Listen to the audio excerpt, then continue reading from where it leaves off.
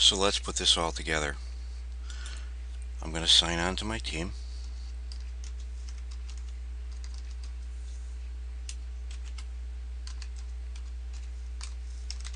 And I'm using my new email-based user ID and password.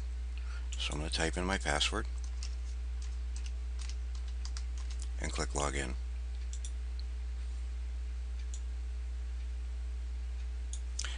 Now,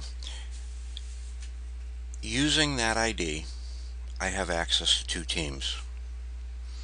The Manchester Junior Legion team, and you'll see it's confirmed here. And then I also have access to the senior team, and the senior team is where I'm going to put the pitching stats today. So what I'm going to do is change to the Manchester Senior team, and you'll see that now I'm logged in to the Manchester Senior team, and it's confirmed here. So now I can do my work. I'm going to click on the Schedule and Results tab, and I'm going to scroll down. This is a list of all the games on my schedule.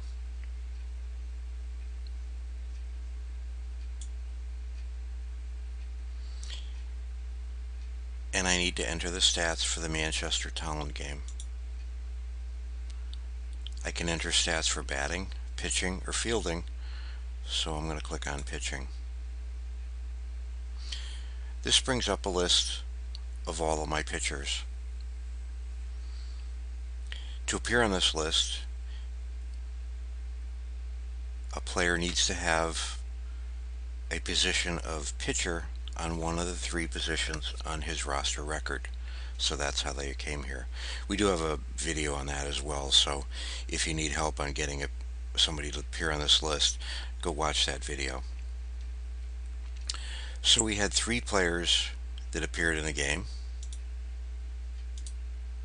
and I'll just randomly pick three for the video. I just want to show you how all this gets put together.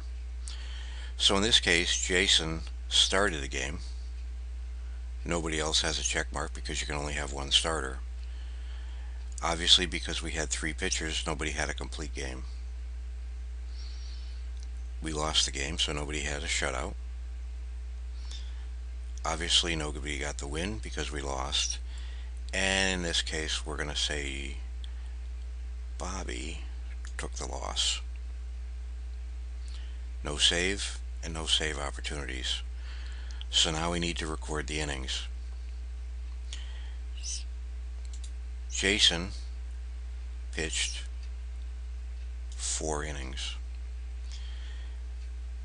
Now you can see in the drop down that, well, we're going to make Kevin the next one. Kevin pitched 0.2 outs. So he pitched 2 outs in the 5th inning, if you will.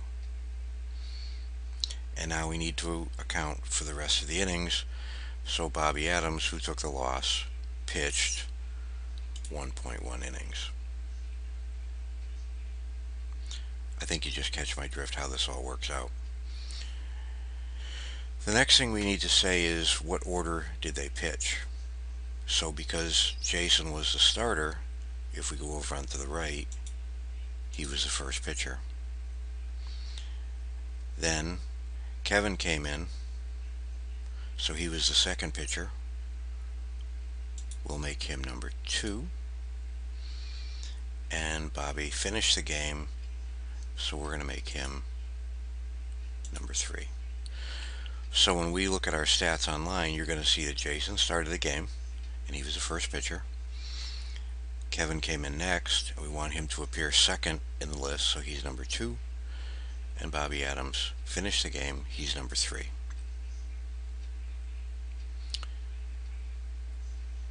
So now we've accounted for the innings pitched for all 3 of the players that appeared in our game, and we put the order in which they appeared.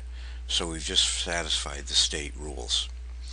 Some of the other fields you can put in are batters faced, hits, runs, earned runs, home runs, hit by pitch, bases on balls, intentional walks, strikeouts, sacrifice flies, sacrifice bunts, if there was any catcher's interference, wild pitches, walks. And now here's the pitch count. It's not a requirement, but if you do know the pitch count, we can put them in. So for example, just as an illustration, he had 11 pitches, he had 22, and he had 33. Again, the only things that we require are the pitchers, whether they won or lost, and the number of innings they pitched, as well as the order and they came into the game. So very simply, this is all we need to do to get your stats in for pitching. And finally, we just pitch, or click, save the pitching stats. And your work is done.